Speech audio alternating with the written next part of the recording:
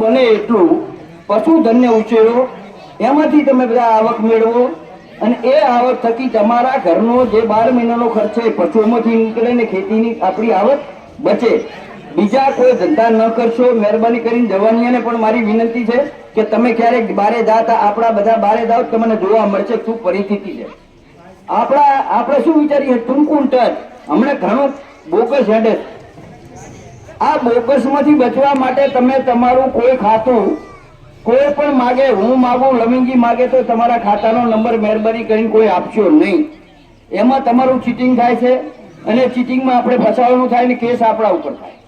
એટલે મહેરબાની કરીને આ જવાનીઓને કહું છું કે મોબાઈલ એ જરૂરી છે, પણ મોબાઈલ શેના માટે? આપણા ધંધા માટે. આપણે માં એપ ખોલો, નોકરીની હોય, ડેરીઓની જાહેરાતો આવતી છે, બધી મોબાઈલમાં જ આવતી હોય.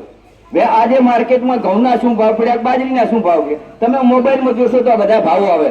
તો કરવા જેવી વસ્તુ છે, આપણે કરતા નથી ને નરવા બેઠા હોઈએ ત્યારે મોબાઈલમાં ના જોવાનું જોતા હોઈએ છે. તો મહેરબાની કરીને મારી બધાને વિનંતી છે, યુવાધનને, કે તમે તમારા મોબાઈલનો સદુપયોગ સારી રીતે કરો.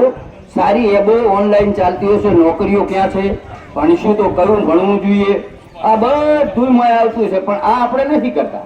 તો મહેરબાની કરીને આવું બધા કરો અને સારી ખેતી કરો, સાથે સાથે પશુપાલનનું પણ આ બધા કામના ધંધો કરો તો પશુઓની આવકમાંથી તમારું જીવન સુધરશે. એટલા માટે સરકારે તમારા માટે પશુ દવાખાનું પણ કર્યું છે. તમારે પશુઓને બહાર બીજા ગામ જવું ના પડે, આબિયાણા ના જવું પડે, તમારા જ ગામમાં એની સેવા મળી રહેશે.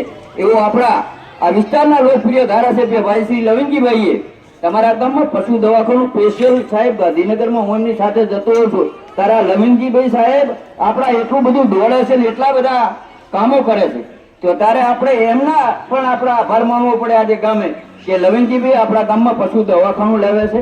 સાથે સાથે મિત્રો તમારી ડેરી આઈકન ચાલે છે, લાધુજી ડેરી બરોબર ચાલવો છો ને?